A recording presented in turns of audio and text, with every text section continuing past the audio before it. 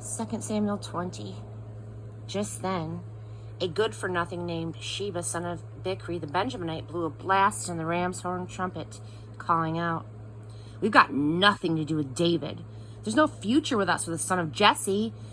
Let's get out of here, Israel. Head for your tents."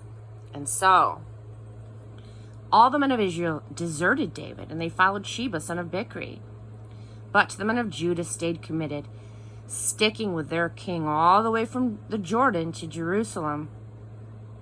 When David arrived home in Jerusalem, the king took the 10 concubines that he had left to watch the palace, and he placed them in seclusion under guard. He provided for their needs, but he did not visit them. They were virtual prisoners until they died, widows as long as they lived. The king ordered Amasa, "Muster the men of Judah for me in 3 days and then report in." Amasa went to carry out his orders, but he was late reporting back. And so David told Abishai, "Sheba, son of Bichri, is going to hurt us even worse than Absalom did. Take your master's servants and hunt him down before he gets holed up in some fortress city where we can't get to him."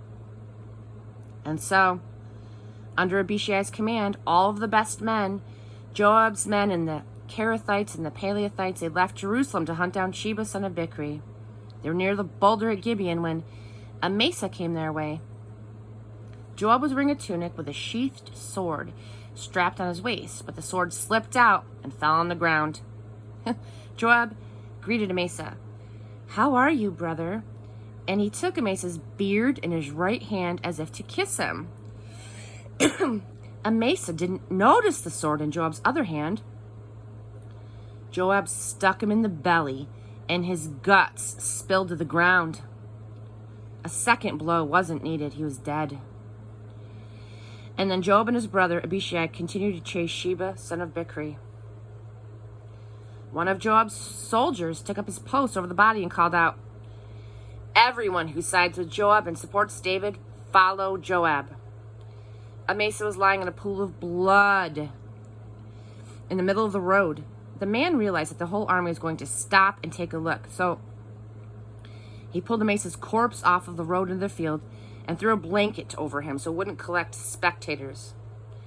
As soon as he'd gotten him off the road, the traffic flowed normally, following Joab in the chase after Sheba, son of Bichri.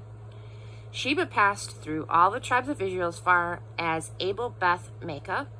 All the Bichrites clustered and followed him into the city. Joab's army arrived and laid siege to Sheba and Abel-Beth-Maachah. They built a siege ramp up against the city's fortification. The plan was to knock down the wall.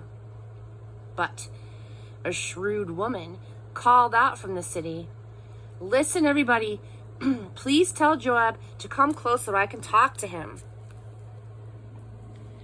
When he had come, the woman said, "Are you Joab?" He said, "I am." Then she said, "Listen to what I have to say." He said, "I'm listening." "There's an old saying in these parts. If it answers you want, come to Abel and get it straight. We're a peaceful people here and reliable. And here you are, trying to tear down one of Israel's mother cities. Why would you want to mess with God's legacy like that?" Joab protested, "Believe me, you've got me all wrong. I'm not here to hurt anyone or destroy anything, not in your life. But a man from the hill country of Ephraim, Sheba, son of Bichri by name, revolted against King David. Hand him over, him only, and we'll get out of here." The woman told Joab, "Sounds good. His head will be tossed to you from the wall."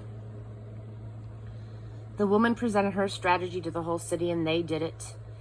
They cut off the head of Sheba, son of Bichri, and tossed it down to Joab. He then blew a blast in the ram's horn trumpet, and all the soldiers all went home. Joab returned to the king in Israel. Joab returned to the king in Jerusalem. Joab was again commander of the whole army of Israel. Benaiah, son of Jehoiada,